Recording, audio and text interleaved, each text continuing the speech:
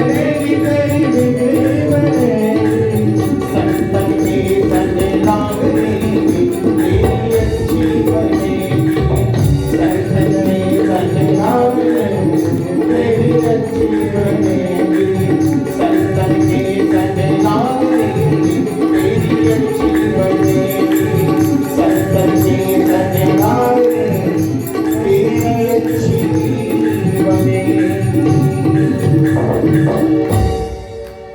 श्री वृंदावन बिहारी लाल की जय हो, श्री राधा रानी की जय हो, संत भगवान की जय हो। इस प्रकार से नारद जी ने संतों का उच्छिष्ट ग्रहण करके, संत चरणामृत ग्रहण करके अपनी बुद्धि को पवित्र किया और अपनी बुद्धि को पवित्र 4 माह तक, चातुर्मास के लिए संत आए थे, 4 माह तक तो वो रहे और चातुर्मास के बाद संत जाने लगे और संतों का वियोग नारद जी से सहा नहीं गया। उन्होंने कहा अब तो आप ऐसी कृपा करो कि हम आपके साथ ही चलें। संत भगवान ने कहा अभी आपकी माता जी जीवित हैं, इसलिए माता जी की सेवा करो, उनके साथ कोई नहीं है और उनकी सेवा के बाद जब उनका शरीर पूरा हो जाए तब तुम आना। नारद जी मान गए और भगवान जिसको अपनी ओर बुलाना चाहते हैं उसका सब कुछ उजाड़ देते हैं। नारद जी को माता जी का बंधन था। एक दिन भगवत कृपा से सर्पदंश के कारण नारद जी की माता की मृत्यु हुई। अब नारद जी उत्तर दिशा की ओर चल दिए और उत्तर दिशा की ओर अनेक नगरों को, पर्वतों को, सरोवरों को, नदियों को पार करते हुए वे एक घनघोर जंगल में चले गए और वहाँ सरोवर के पास में बैठ करके उन्होंने तपस्या की। तपस्या में उनको भगवान की अनुभूति हुई, पर भगवान ने आकाशवाणी कह करके संबोधित किया और कहा अविपक्व कषायाणाम दुर्दर्शो योगिनाम, जो अविपक्व कषाय हैं, जिनकी बुद्धि अभी पूर्णतः पकी नहीं है, ऐसे जीवों को मेरा पूर्ण दर्शन दुर्लभ, पूर्ण दर्शन सुलभ नहीं होता। इसलिए आप तपस्या करो और इस शरीर का परित्याग करो और अगले जन्म में तुम मेरी दर्शनों के योग्य बन जाओगे।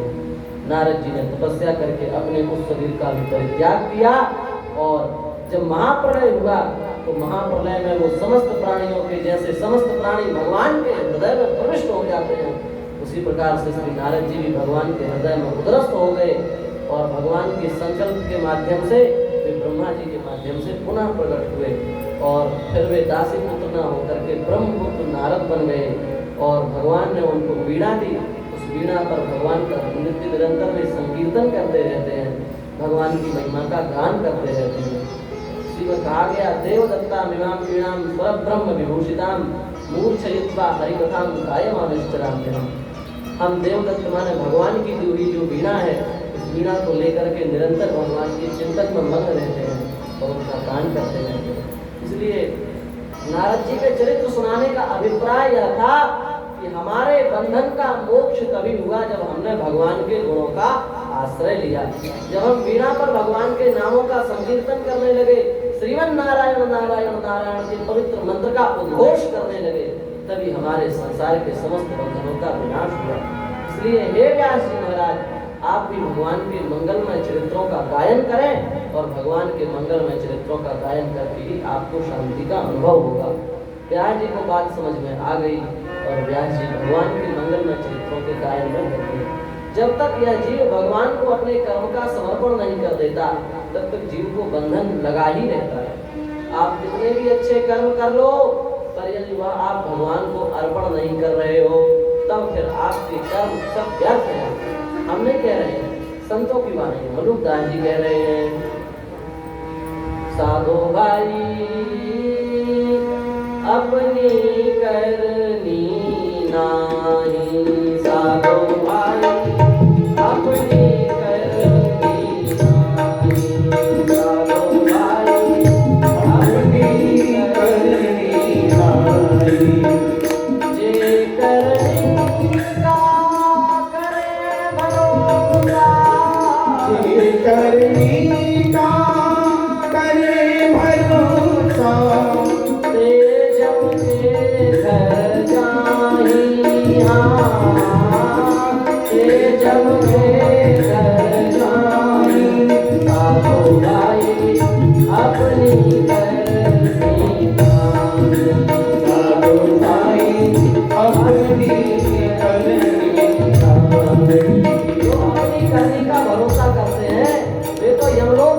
होते हैं। इसलिए अपने करने का भरोसा मत करो, जो कुछ करो भगवान को समर्पित करो। अपने करने का भरोसा करने से क्या होगा? बोले देखो हम आपको प्रमाण देते हैं, सुनो। लक्ष्य गौ दे अन्न खात थे, लक्ष्य गौ दे अन्न खात थे, राजा मृग से प्यारे, ओ राजा मृग से प्यारे। करने कर मैं कुंदन बैठे, करनी कर कुंदन बैठे, ले गिरगिट करी डाले, ले गिरगिट करी डाले, साधो भाई अपनी करनी साधो भाई अपनी करनी आए। साधो भाई अपनी करनी साधो भाई अपनी करनी आए। राजा नृग का नाम आप सबने सुना होगा। लक्ष्य गौदय अन्न खाद थे, 1,00,000 गायों का दान करके राजा नृग पानी पिया करते थे। पर 1,00,000 गायों का दान करने के बाद भी राजा नृग को क्या बनना पड़ा? गिरगिट। गिरगिट बन गए। क्यों? क्योंकि वे अपनी करनी का आश्रय लेकर के अभिमान पूर्वक कर्म को करते थे। वे अपने दान को भगवान का समर्पण नहीं, भगवान को समर्पित नहीं करते थे। वे यह सोचते थे कि मुझसे बड़ा दानी कौन, जो 1,00,000 गायों को दान करके पानी पीता हो। मेरी गाय है, मैं दान करने वाला हूँ। इस प्रकार से अहंकार को उन्होंने आश्रय दिया। इसलिए अभिमान को आश्रय देने के कारण राजा नृग 1,00,000 गायों का दान करने के बाद भी गिरगिट बन गए। अपने जीवन में जो कुछ भी करो वह सब भगवान को अर्पण नहीं करोगे तो राजा नृग के जैसी दुर्गति होगी। बोले कोई और प्रमाण? हाँ, दूसरा प्रमाण दे रहे हैं। गौतम नारी बड़ी पतिव्रता, गौतम नारी बड़ी पतिव्रता, बहुत कीन है दाना, बहुत ही कीन दाना। करनी कर मैं कुंदन बैठी, करनी कर मैं कुंदन बैठी, आए भई पशाना, आए भई पशाना, साधो भाई अपनी करनी आए, साधो भाई अपनी करनी आए। साधो भाई अपनी करनी आए। गौतम की नारी पतिव्रता अहिल्या का नाम किसने नहीं सुना? अहिल्या जैसी पतिव्रता कौन है? पर अहिल्या जैसी पतिव्रता स्त्री भी पत्थर बन गई, क्योंकि उसको अपने पातिव्रत्य का अभिमान था। मुझसे बड़ी पतिव्रता स्त्री इस संसार में कोई दूसरी है क्या? ऐसा अभिमान करने के कारण अहिल्या जैसी पतिव्रता स्त्री भी पत्थर हो गई। यदि वह यह सोचती कि हमारा पातिव्रत्य भगवान की कृपा से टिका हुआ है, हम जो पातिव्रत्य धर्म का पालन कर रहे हैं या भगवान का आशीर्वाद है, उनके कृपा से हम पतिव्रता हैं, तो उसको पत्थर नहीं बनना पड़ता। पर उसने अभिमान को अपने जीवन में आश्रय दिया। मैं पतिव्रता हूँ, मैं पातिव्रत्य धर्म का पालन करती हूँ। इस अभिमान के कारण अहिल्या को भी पत्थर बनना पड़ा। क्या करें महाराज? बोले मनुदास जी कह रहे हैं, उनकी बात मान लो। वो क्या कह रहे हैं? वो कह रहे हैं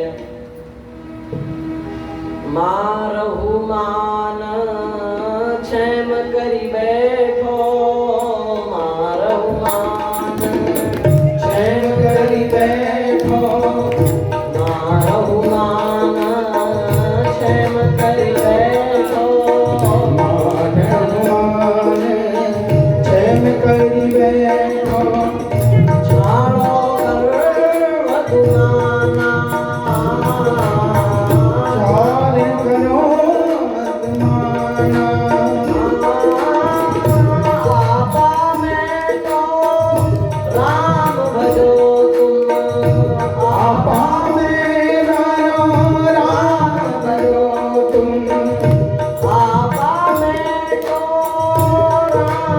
भजो तुम आपा में तो राम भजो तुम कहत मलूक दीवाना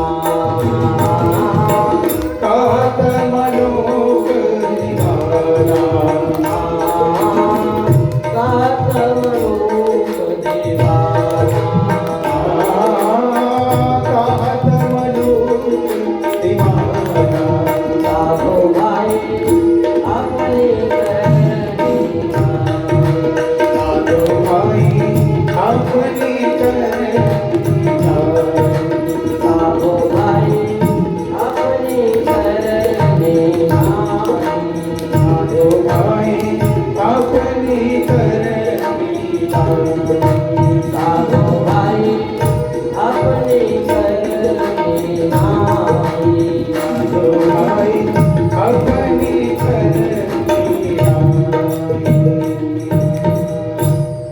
मलुकदास जी कह रहे हैं मार अभिमान अभिमान का नाश कर दो और क्षेम करी बैठो भगवान की कृपा का आश्रय लो छाड़ो गर्व गुमाना अपना झूठा जो अभिमान आपने बांध रखा है कि मैं इतना बड़ा दानी मैं इतना बड़ा विद्वान मैं इतना बड़ा धर्मशील उस झूठे अभिमान का त्याग कर दो भगवान की बिना कृपा के आप एक पैसे का दान नहीं कर सकते आप दान कर रहे हैं बड़ी अच्छी बात है पर यदि आपको भीतर यह चिंतन है कि आज हमने कितने रुपया का दान किया तो वह दान आपकी दुर्गति कर देगा आप यह सोचो भगवान का धन भगवान की प्रेरणा से भगवान की सेवा में चला गया तब आपके दान का सही उपयोग होगा और यदि आपने यह मान लिया मैंने दान किया दान का कर्ता खुद को मान लोगे मृग जैसे गिरगिट बन जाओगे तो हे व्यास जी आप भगवान के चरित्र का भगवान के लिए भगवान के चरित्र को लिखो अभिमान मत करना व्यास जी लिखने बैठे सम्यक प्रास आश्रम में सरस्वती नदी के तट पर व्यास जी महाराज भागवत को लिख रहे हैं और उन्होंने बड़ी सुंदर भागवत लिखी पर पढ़ाएं किसको लिख तो दी अब इस भागवत का अधिकारी कौन है उन्होंने सोचा हमारे पुत्र से अच्छा वैराग्यशील हमारे पुत्र से अच्छा ज्ञानी कौन होगा वही इस ग्रंथ को पढ़ने का सबसे उत्तम शिष्य है तो उन्होंने श्री सुखदेव जी को पढ़ाने का विचार बनाया और सुखदेव जी तो जंगल में हैं ध्यान में बैठे हैं उन्हें बुलाया कैसे जाए अपने शिष्यों को 2 श्लोक याद करा दिए भागवत जी के और बोले इन 2 श्लोकों को गुनगुनाना निश्चित ही इन 2 श्लोकों को सुनकर के वह आ जाएगा कौन से 2 श्लोक पहला श्लोक है बर्हापीडं नटवर वपु कर्णयो कर्णिकारं बिभ्रद्वासः कनककपिशं वैजयन्तीं च मालाम् रन्ध्रान् वेणोरधरसुधया पूरयङ्गोपवृन्दैः वृन्दारण्यं स्वपदरमणं प्राविशद्गीतकीर्ति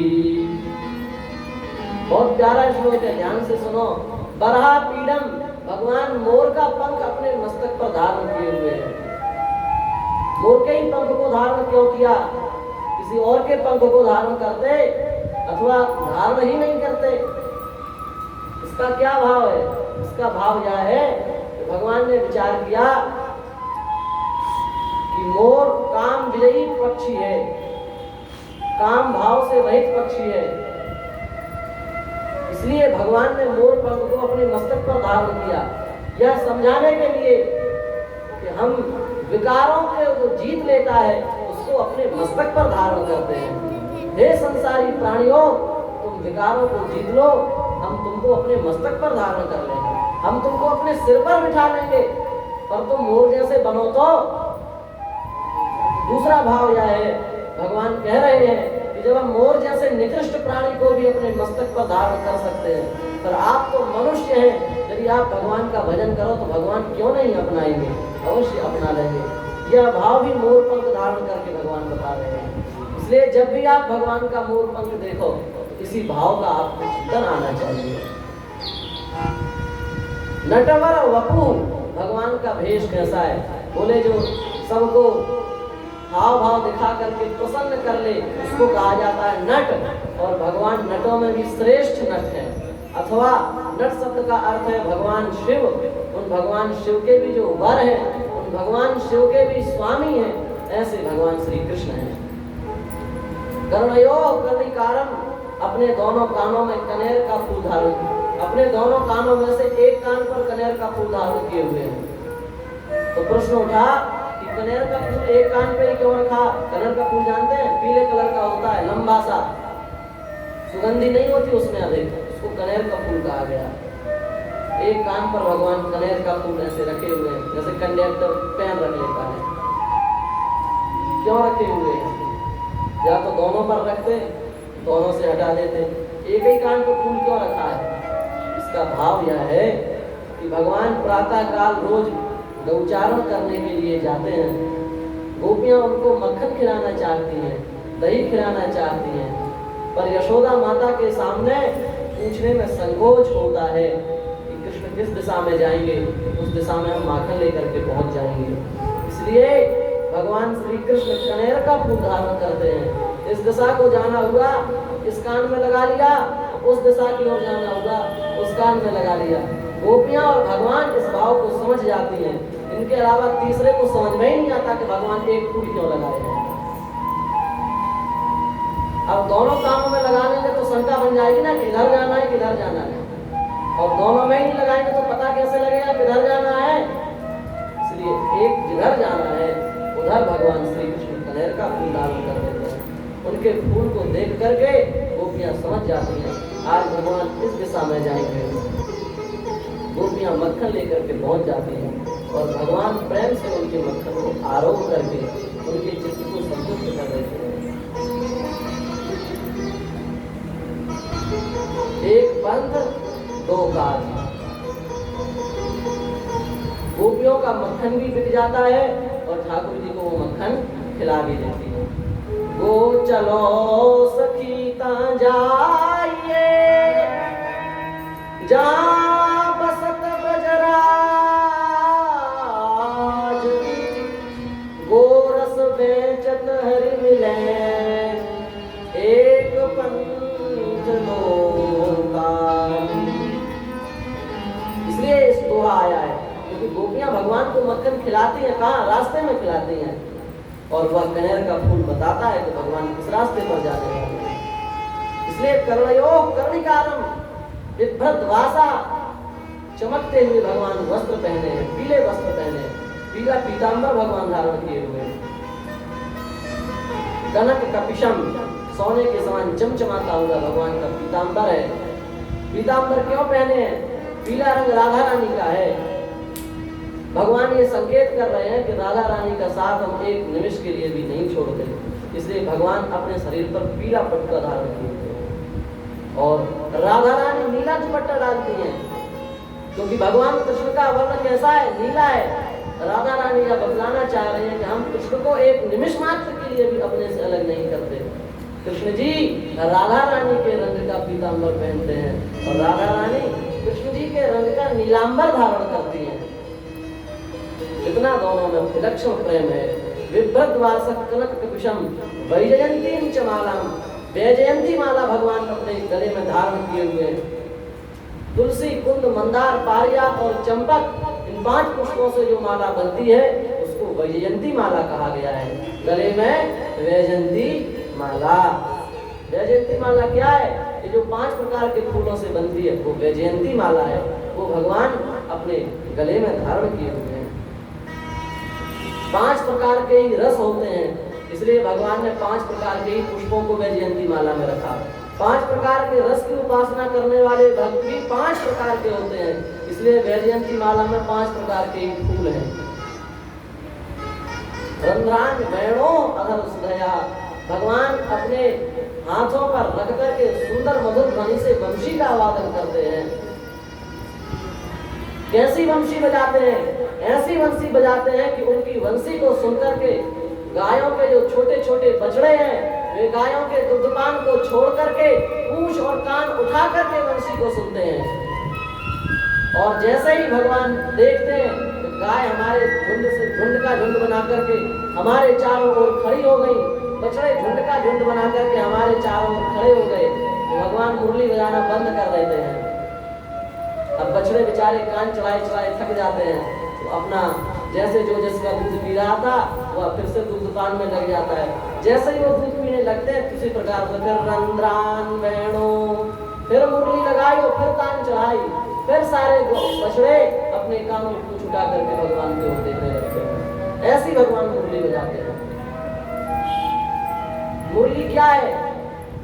सएव सास सैवास्ती वंशी तत्प्रेम रूपिका। स्कंद पुराण के श्रीमद् भागवत महात्म्य में लिखा है वंशी श्री राधा रानी का ही स्वरूप है। वंशी कोई आप ये मत समझ रहे ना कि बांस की लकड़ी तोड़ दी और उसकी भगवान ने बंसी बना ली। राधा रानी ही साक्षात वंशी का अवतार है। और भगवान ने विचार किया कि हम राधा रानी की सेवा कैसे करें, तो भगवान ने उनको वंशी का रूप दिया। भगवान अपने हाथों में उस वंशी को रखते हैं और उसके जो रंध्र हैं और रंध्रों को धीरे धीरे अपनी उंगलियों से दबाते हैं। भगवान के हाथ ही सुंदर आसन है, सुंदर बिस्तर है, और इस हस्तकमल रूपी बिस्तर पर राधा रानी विश्राम करती हैं और भगवान धीरे धीरे उनके छिद्रों को भरते हुए उनके पैरों को दबाते हैं। ये बंसी बजाने का भाव है। रंध्रान वेणो रधर सुधया पूरयन गोप वृंदई, गोप वृंदों से घिरे हुए हैं और भगवान जो सुंदर सुंदर लीलाएं करते हैं वे सुंदर सुंदर लीलाएं ग्वाल बाल गाते हैं। आज तो भगवान ने बकासुर को मारा, आज तो भगवान ने अगासुर को मारा, आज भगवान ने सक्टासुर को मारा, आज भगवान ने धेनुकासुर को मारा। ये भगवान की सुंदर सुंदर लीलाएं गाते हुए गोप ग्वाल उनके पीछे पीछे चलते हैं और भगवान मुरली बजाते हुए उनके आगे आगे चलते हैं और वृंदावन में प्रवेश कर रहे हैं। ठाकुर जी इतना सुंदर भगवान के अलौकिक ध्यान का निर्णय किया। सुखदेव जी समाधि में बैठे थे, ज्यों ही उन्होंने इस श्लोक को सुना उनका ध्यान टूट गया। बोले संसार में कोई इतना सुंदर भी हो सकता है? पर तुरंत दोबारा ध्यान में बैठ गए। बोले सुंदरता से क्या है, स्वभाव पता नहीं कैसा है। सुंदर तो बहुत लोग होते हैं पर स्वभाव ऐसा कि आप देख लो तो दूर से ही आने से तो ऐसा पता नहीं सुंदर तो है पर स्वभाव पता नहीं कैसा हो, इसलिए दोबारा ध्यान में बैठ गए।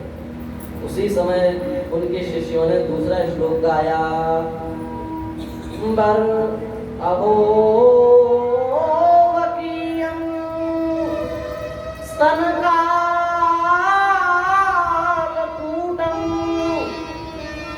जिघांसया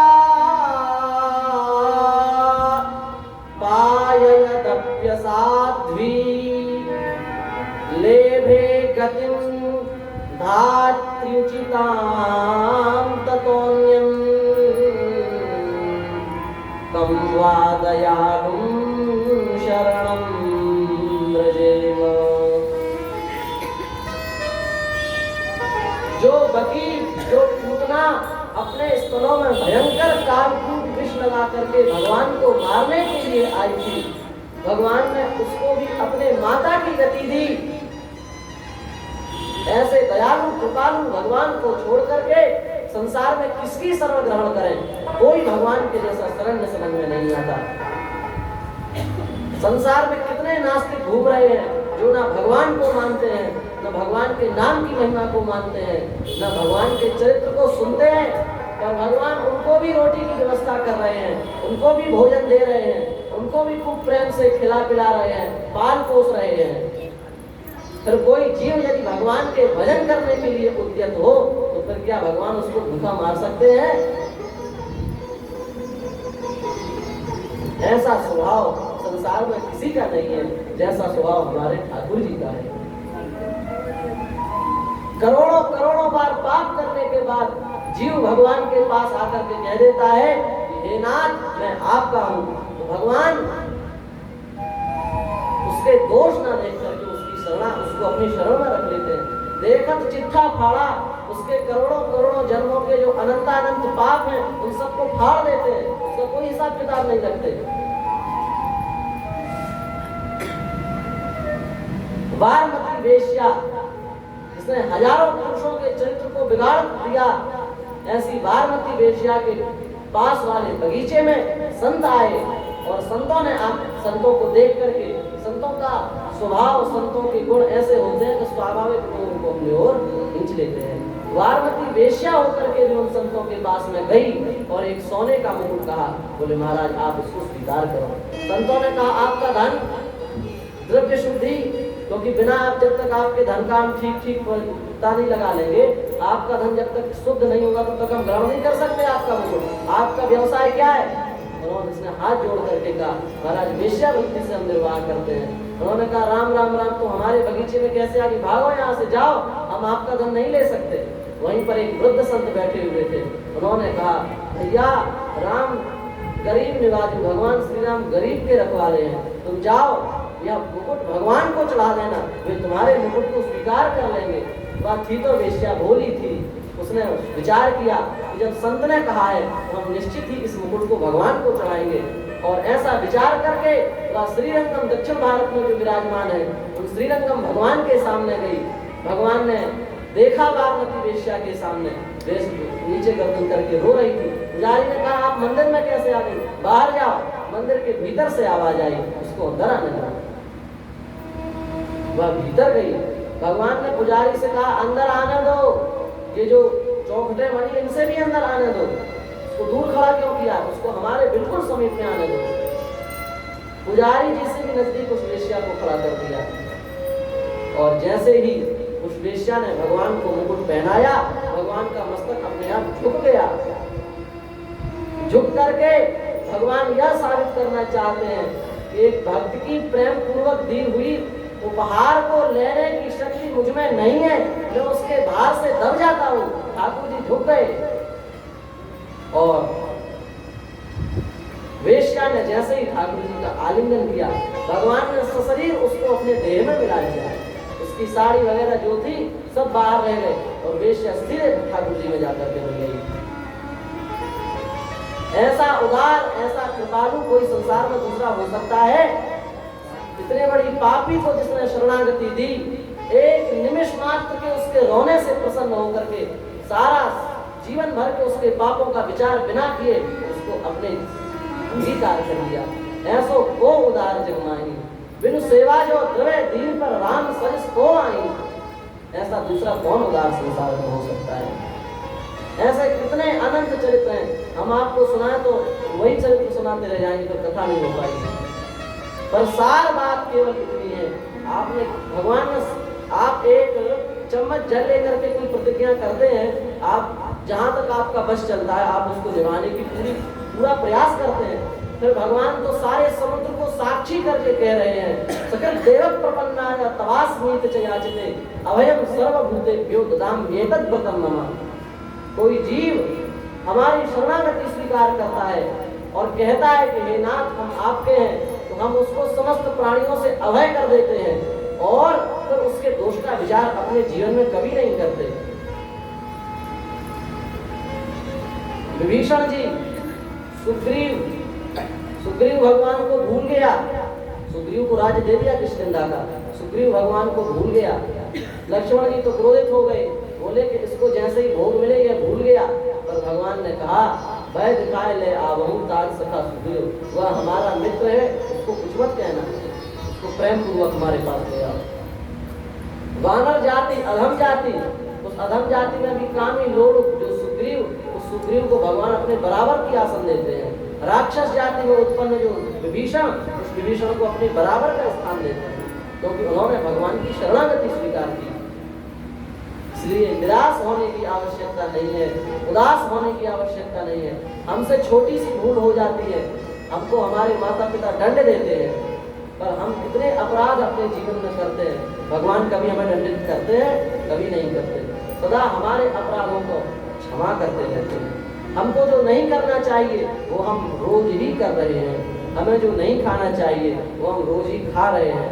और हमें यह जो शरीर मिला भगवान के भजन के लिए, हम गर्व से प्रतिज्ञा करके आए कि हम आपका भजन करेंगे, वह भजन हमने जीवन भर के लिए छोड़ दिया, उस भजन को तिलांजलि दे दी, तब भी भगवान हमारे लिए रोटी की व्यवस्था कर रहे हैं, हमारे लिए भोजन की व्यवस्था कर रहे हैं। हम आप अपने परिणाम को, पापों को भोगने के लिए जब नरक में जाते हैं, तो नरक में भी भगवान आते हैं और कहते हैं जीव में सामर्थ्य कहाँ कि वो अपने नरक के कष्टों को भोग सके, भगवान उसको वहां पर भी सांत्वना देते, कहते देखो आपने पाप किया है, आपको भोगना तो पड़ेगा, अब धीरे धीरे काट लो, फिर हम तुमको मनुष्य योनि में जन्म देंगे। तो ऐसे जो दयालु कृपालु भगवान हैं, उनको छोड़ करके संसार में किसी दूसरे व्यक्ति का आश्रय यदि हम लें, हमसे बड़ा कोई नहीं होगा। सुखदेव जी ने जैसे ही यह सुना, अब तो वे स्वभाव से भी परिचित हो गए और स्वरूप से भी परिचित हो गए। उनकी जो परिनिष्ठितोपि नैर्गुण्य उत्तम श्लोक लीलया गृहीत चेता राजर्षि आख्यान जलधीतवान। परम ब्रह्म की समाधि में परिनिष्ठित जो महान ऋषि सुखदेव जी हैं, उन्होंने जब भगवान के ऐसे स्वरूप को और स्वभाव के बारे में सुना, उनकी समाधि खुल गई। वे उन शिष्यों के पास में आए और बोले इतने अच्छे श्लोक कौन पढ़ाता है, इतने अच्छे श्लोक कौन सुनाता है आपको? उन्होंने कहा कि ये श्री व्यास जी महाराज सुनाते हैं। बोले वो तो हमारे पिताजी हैं। अब उनके पास आए और आत्मा रामस्य मुनियो निर्ग्रंथा अप्युरुक्रमे कुर्वन्त्यहेतुकीं भक्तिं इत्थं भूतमयो हरे। आत्मा राम परम निष्काम ज्ञानी महात्मा जो है वो भगवान की भक्ति करने में लग गए। कितना से कितना बड़ा भी ज्ञानी हो, कितने से कितना बड़ा भी ध्यानी हो, यदि प्रेम पूर्वक भगवान के चरित्र का आश्रय ले, वो अपने ज्ञान ध्यान को भूल करके भजन में लग जाता है। भगवान का अवतार क्यों होता है? गीता में स्पष्ट किया, यदा यदा हि धर्मस्य ग्लानिर्भवति भारत अभ्युत्थानो धर्मस्य तदात्मानं सृजाम्यहं परित्राणाय साधूनां विनाशाय च दुष्कृतां धर्म संस्थापनार्थाय संभवामि युगे युगे। भगवान के अवतार का प्रयोजन है दुष्टों का नाश, साधुओं का उद्धार। पर आप ईमानदारी से बताओ, भगवान संकल्प करें तो दुष्टों का नाश नहीं हो सकता? भगवान संकल्प करें कि समस्त दुष्ट समाप्त हो जाए, नहीं हो सकते? हो सकते हैं। भगवान संकल्प करें कि समस्त साधुओं का उद्धार हो जाए, तो क्या नहीं हो सकता? हो सकता है। फिर भगवान अवतार क्यों लेते हैं? भगवान इसलिए अवतार लेते हैं कि हम जैसे जो जीव हैं, कलिकाल के जो जीव हैं, वे अपनी इंद्रियों को संसार के भोग भोग करके तृप्त कर सकते हैं कि नहीं? हमको अपने नेत्र तृप्त करने हैं तो हम सुंदर सुंदर जाते हैं, अच्छे अच्छे चित्र देखते हैं, सिनेमा हॉल में जाते हैं, वहाँ बड़े बड़े स्क्रीनों पर चित्र चलते हैं, उनको देख करके हम अपने नेत्रों को तृप्त कर लेते हैं।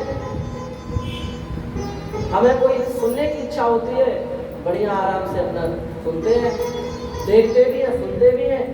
अपनी इंद्रियों को हम संसार के भोग भोग करके तृप्त कर लेते हैं। सार बात यह है। पर सनकादिक सिद्ध महर्षि जो हैं, सुखदेव जी जैसे सिद्ध महर्षि जो हैं, वे तो संसार के भोगों को भोगते नहीं है। फिर उनको आंख देने का मतलब क्या होगा? उनको कान देने का मतलब क्या होगा?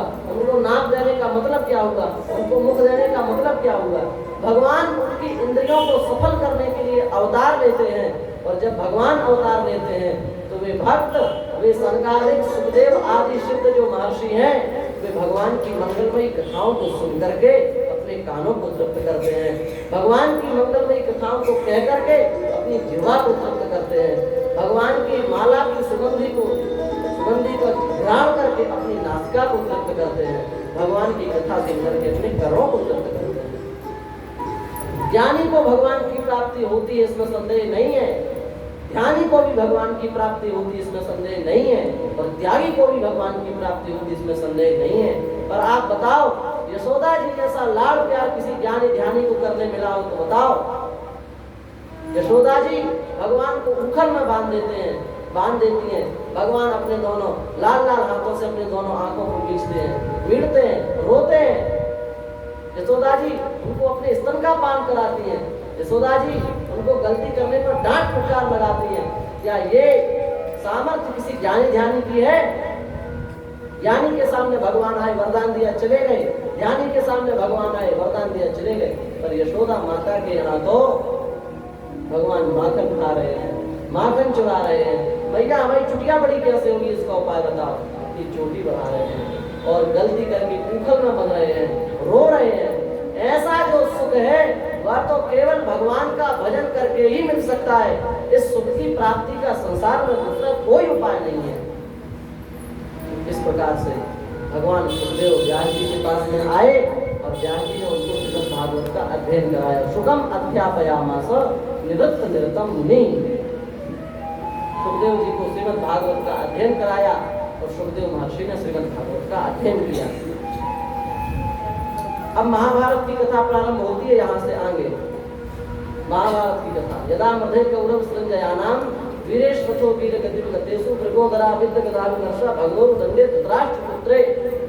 जहाँ से महाभारत की कथा चालू होती है। सारे कौरव मारे गए। दुर्योधन अकेले अपने पाप के कारण जंघा उसकी विदीर्ण हो चुकी है। भीम की जंघा के प्रहार से भीम की गदा के प्रहार से दुर्योधन की जंघा विदीर्ण हो गई। वह अपने मरणासन अवस्था में पड़ा हुआ है। उसी समय अश्वत्थामा उनके पास आया और अश्वत्थामा ने कहा, मित्र तुम्हें क्या हो गया? बोले, हम अपने पाप के कारण यहाँ डले हैं। अश्वत्थामा ने कहा कि तुमने अभी तक मुझे सेनापति नहीं बनाया, मुझे सेनापति बना दो, मैं पांचों पांडवों का विनाश कर दूंगा। दुर्योधन ने अपने खून से ही उसका तिलक कर दिया और बोले, जाओ, हमने तुमको सेनापति बनाया। अश्वत्थामा गया पांडवों को मारने। भगवान सब लीला समझते थे। उन्होंने पांडवों के पुत्रों को वहां लिटा दिया और पांडवों को दूसरे शिविर में लिटा दिया। अंधकार की बात अश्वत्थामा को पता नहीं लगा। अश्वत्थामा ने प्रहार किया अपनी तलवार का। पांचों पांडवों के पुत्रों के गले कट गए और उन पांचों पुत्रों के गलों को ले जाकर के दुर्योधन के पास गया। दुर्योधन ने कहा कि भीम का गला हमको दिखाओ। अश्वत्थामा ने भीम का गला, गर्दन जो थी, वो दुर्योधन को दिखाया। दुर्योधन ने ऐसे लेकर के उसको फोड़ा, टूट गया। दुर्योधन ने कहा, भैया ये भीम का गला नहीं हो सकता। भीम की गर्दन तो बड़ी मजबूत है, भीम का सिर तो बड़ा मजबूत है, कैसे विदीर्ण हो गया? ध्यान से देखो, कुछ और है। तो देखा तो पांचों पांडवों के पुत्र थे। अब तो दुर्योधन रोने लगा। उसने कहा कि तुमने तो हमको पानी देने वालों को मार डाला, अब हमें पानी कौन देगा? दुर्योधन को श्राप था कि जब तुमको प्रसन्नता और दुख दोनों एक साथ होंगे तब तुम्हारी मृत्यु हो जाएगी। दुर्योधन को पांडवों के मरने की प्रसन्नता हुई और पांडवों के पुत्रों के मरने का दुख हुआ। दुख और सुख एक साथ होने के कारण दुर्योधन तो वहीं मर गया। और प्रातः काल हुआ, पता चला कि पांचों पांडवों के पुत्र मारे गए। अब तो द्रौपदी अपने मस्तक को पीटने लगी। भगवान श्री कृष्ण अर्जुन को साथ में लेकर के गए हैं।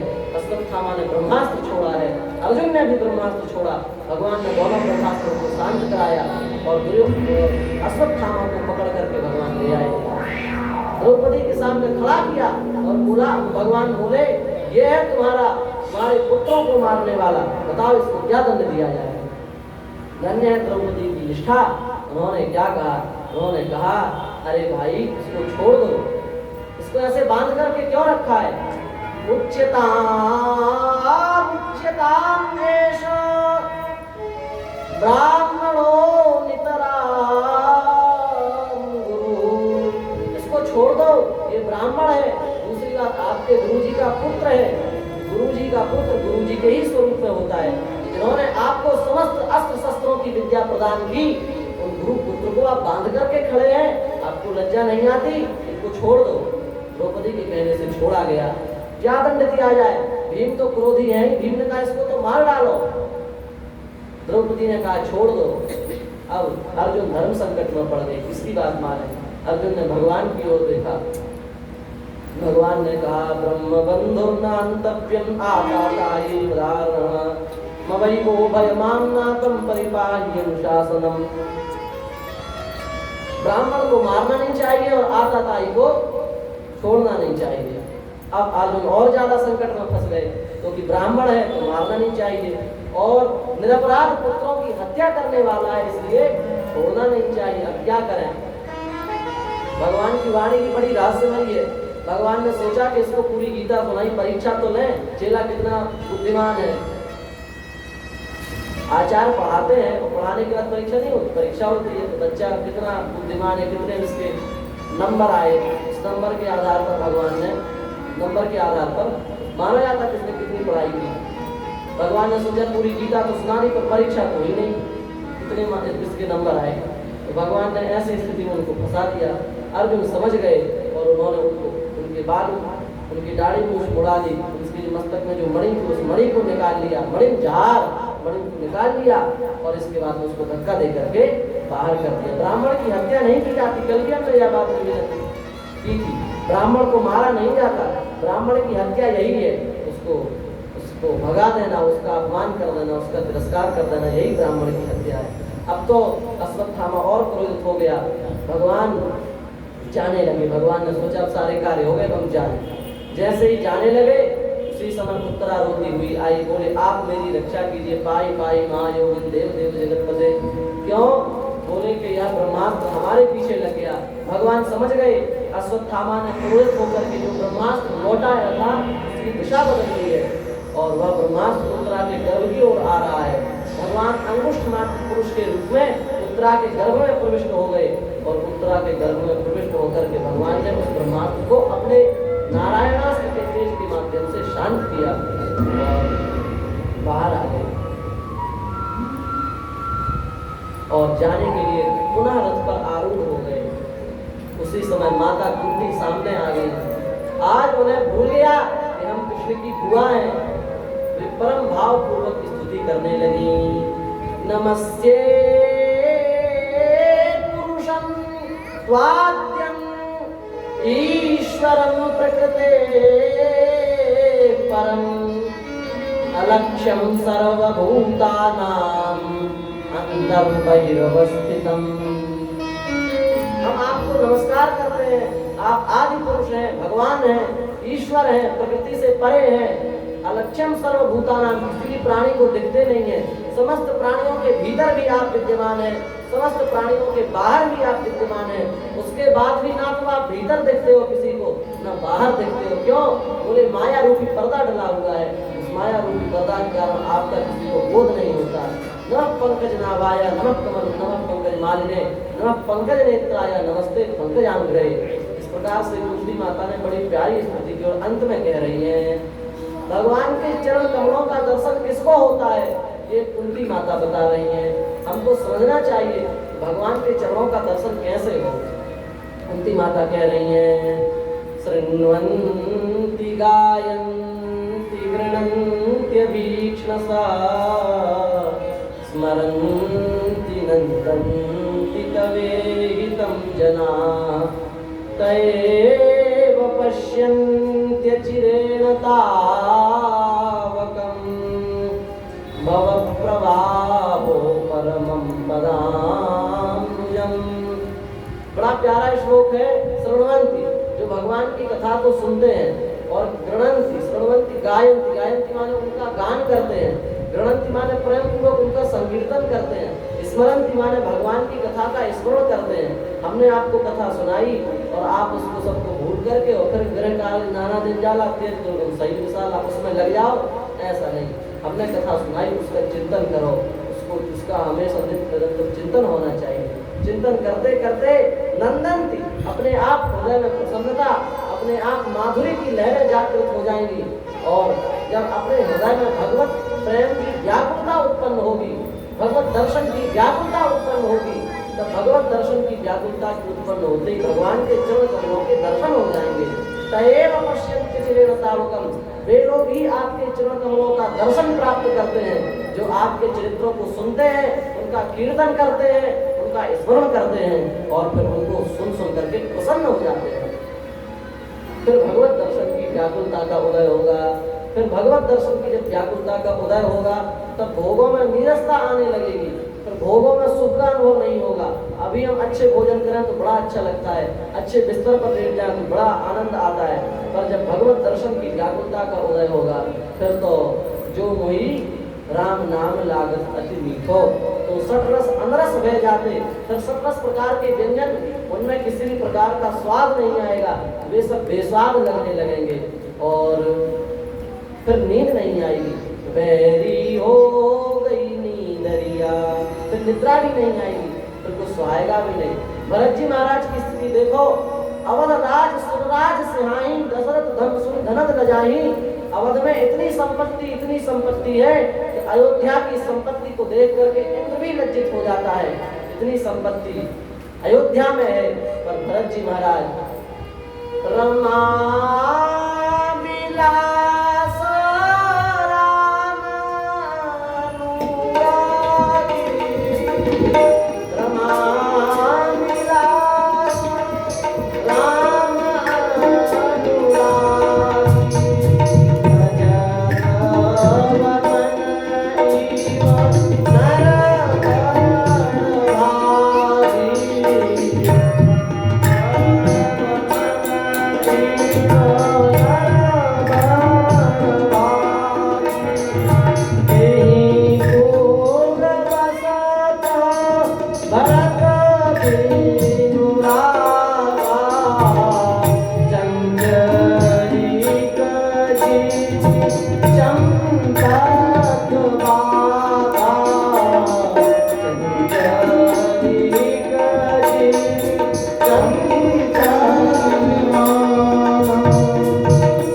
रमा विलास राम अनुरागी जो भगवान के रंग में रंग जाते हैं, वे संसार के भोग पदार्थों को उल्टी के समान, वमन के समान त्याग देते हैं।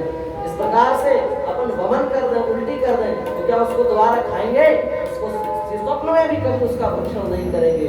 उसी प्रकार से जो भगवान के प्रेम की प्राप्ति दिल को हो जाती है, फिर वे संसार के भोगों की ओर कभी आकृष्ट नहीं होते। भरत जी महाराज के सामने सारी सुविधाएं विद्यमान हैं, पर कभी उनकी ओर द्वारा ध्यान नहीं दिया। हमारे यहाँ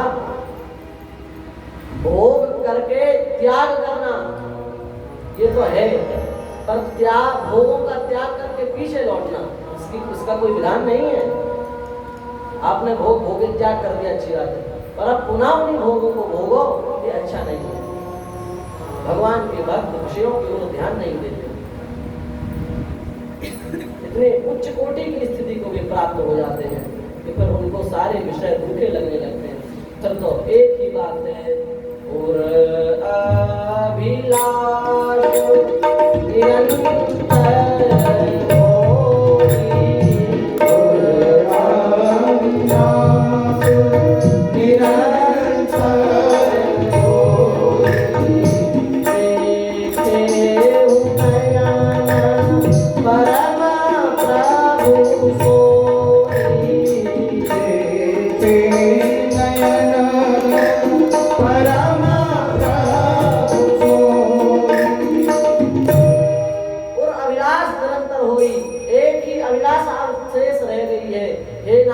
आप जिस प्रकार से हमें दिख रहे हैं, बस ऐसे ही देखते रहो, ऐसे ही देखत रहो, जन्म सुफल करी मानो।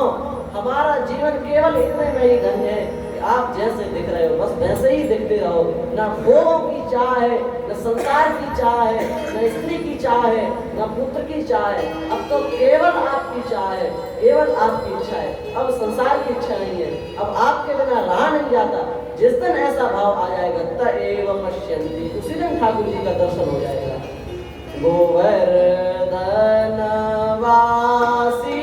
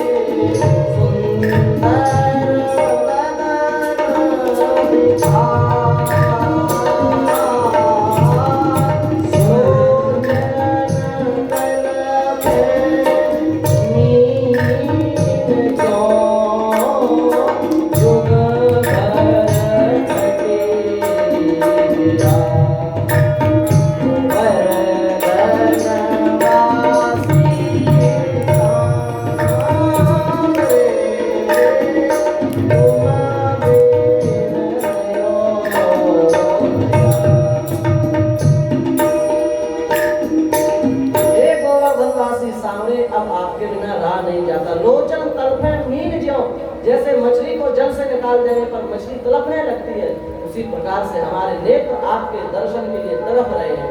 अब तो सामने आ जाओ, दर्शन को नैना तपे, दर्शन के लिए नैना तप रहे हैं।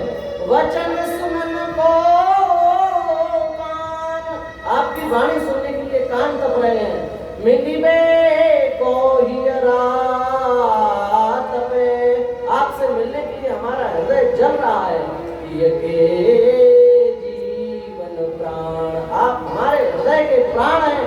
हमने सारे संसार का त्याग कर दिया, हमने लोक का त्याग किया, परिवार का त्याग किया, कुल का त्याग किया, केवल आपके लिए। अब आप ही हमसे दूर चले जाएंगे तो फिर हमें अपना कहने लायक कौन बचेगा?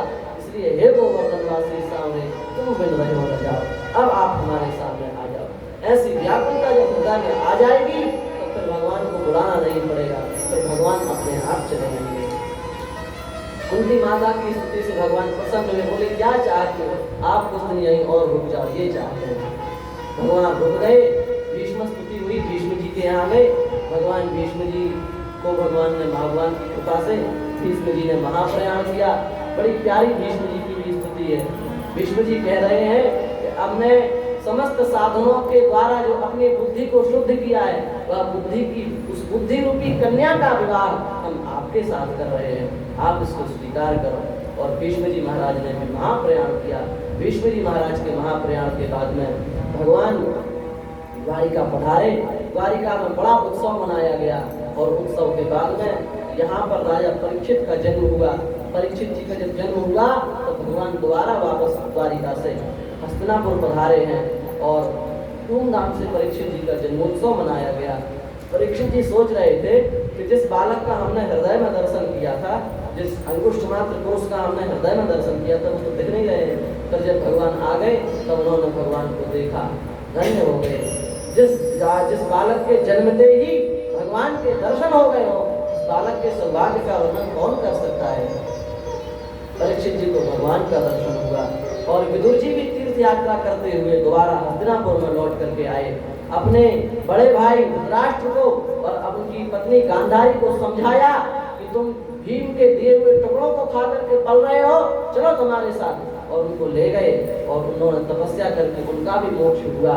और भगवान अर्जुन को साथ में लेकर के द्वारिका गए हैं और कुछ दिनों के बाद भगवान ने अपना महाप्रयाण किया। अर्जुन लौट करके हस्तिनापुर आए, रो रहे थे। युधिष्ठिर ने पूछा क्यों रो रहे हो। अर्जुन ने भगवान के परम धाम गमन की बात बताई। ध्यान देने की बात है, अर्जुन ने भगवान के परम धाम की बात जैसे बताई, कुंती माता ने तत्काल प्राणों का परित्याग कर दिया। इसी को कहते हैं प्रेम की सर्वोत्कृष्ट दशा।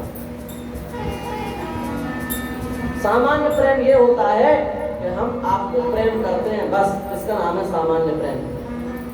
पर भक्त का प्रेम और ऊंचा होता है। कैसा? मछली के चातक के जैसा। चातक क्या है? चातक आकाश की ओर देखता रहता है, आकाश के पानी को ही चातक पीता है, संसार के और किसी पानी को वह नहीं पीता है। उसी प्रकार से जो भक्त संसार की ओर देखे ही ना, केवल ठाकुर जी की ओर देखता रहे, वह चातक के समान भक्त है। पर भगवान का भक्त चातक से भी श्रेष्ठ होता है। कैसे? बोले मछली के जैसे। चातक तो बिना पानी के कई दिनों तक जीवित रह सकता है, पर मछली बिना पानी के कितने देर टिकती है? थोड़े ही समय टिकती है। थोड़े ही समय के भीतर मछली अपने प्राणों का परित्याग कर देती है। उसी प्रकार से जो भक्त भगवान से थोड़ी देर वियोग हो जाए, थोड़ी देर के वियोग होने पर अपने प्राणों का परित्याग कर दे, वह भक्त मीन की कोटि का भक्त है, मछली की कोटि का भक्त है। पर भैया भगवान के भक्त उससे भी ऊपर होते हैं। मछली तो पानी से निकाल देने के बाद कुछ देर तक जीवित भी रहती है, जब झटपटाती है उसके बाद प्राणों का त्याग करती है। पर भगवान के जो विशेष कोटि के भक्त होते हैं, वे तो उन्हें तो समय ही नहीं मिलता है, वे तो तत्काल अपने प्राणों का परित्याग कर देते हैं। ये उच्चतम कोटि की भक्ति है जो भक्ति कुंती माता में विद्यमान है। और इस उच्चतम कोटि की भक्ति के कारण ही कुंती माता को भगवान के धाम की प्राप्ति हुई। पांडवों ने भी स्वर्गारोहण किया, एक एक करके धीरे धीरे सब गिरते चले गए। अंतिम में युधिष्ठिर जी विमान पर चढ़ने लगे, पर युधिष्ठिर जी कुत्ते को साथ में लेकर के विमान पर चढ़ रहे थे। धर्मराज प्रकट हो गए, इंद्र प्रकट हो गए। इंद्र ने कहा भैया आप कुत्ते को लेकर के स्वर्ग में नहीं चढ़ सकते। क्यों? तो वहां पर इंद्र का एक बड़ा अच्छा वाक्य है, हम लोगों के काम का इसलिए बोल देते हैं, महाभारत का वाक्य है। इंद्र कह रहे हैं स्वर्गे लोके स्वताम नास्ति धिष्ण्यम इष्टम पूर्तम क्रोधवशा हरन्ति ततो विचार्य क्रियताम धर्मराजस्य स्वानम नात्र नशं समस्ति। ये महाभारत का वाक्य है। इसका तात्पर्य यह है कि जो व्यक्ति कुत्ता को पालता है, कुत्ता को अपने घर में रखता है, उसके सारे पुण्य कर्म, सारे जप तप जो कुछ भी वह करता है, वह सब के सब क्रोधवश नाम के राक्षस ले जाते हैं। इसलिए कुत्ता पालना कुत्ता मारना दोनों बुरी बात है। हमारे यहाँ कहावत है कुत्ता मारे सो कुत्ता, कुत्ता पाले सो कुत्ता। कुत्ता को पालोगे तो भी कुत्ता बनोगे और कुत्ता को मारोगे तो भी कुत्ता बनोगे। क्यों? क्योंकि कुत्ता को पालोगे तो कुत्ता में आसक्ति होगी, और आसक्ति ही बंधन का कारण होती है। जब भरत जी मृग का चिंतन करते करते मरे, अगले जन्म में क्या बने? हिरण ही तो बने थे। उसी प्रकार से आप कुत्ता पालोगे तो कुत्ता से प्रेम भी करोगे, और कुत्ता से प्रेम करके मरोगे तो कुत्ता ही बनोगे। और कुत्ता को मारोगे तो आप जैसा करोगे जिसके साथ वैसा आपको चुकाना पड़ेगा। तो कभी ना कभी आप भी कुत्ता बनोगे। तो कुत्ता मारे सो कुत्ता, कुत्ता पाले सो कुत्ता। इसलिए ना कुत्ता मारो ना कुत्ता पालो, कुत्ता को रोटी दे दो, बस आपका काम समाप्त।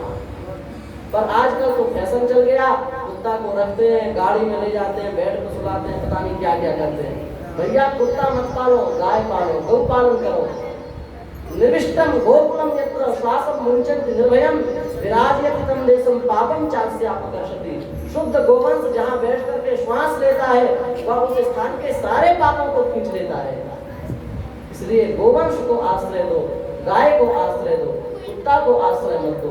कुत्ता को आश्रय दोगे तो आपके सारे पुण्य कर्म समाप्त हो जाएंगे। हम ये नहीं कह रहे हैं कि आप डंडा लेकर उसके पीछे पड़ जाओ, मारने की बात भी नहीं कह रहे हैं, पर पालने की, कुत्ता पालने का निषेध कर रहे हैं। कुत्ता की जगह गौ पालन करना चाहिए और गौ पालन से ही कल्याण होगा। तो इस प्रकार से कुत्ता पालने का निषेध किया गया।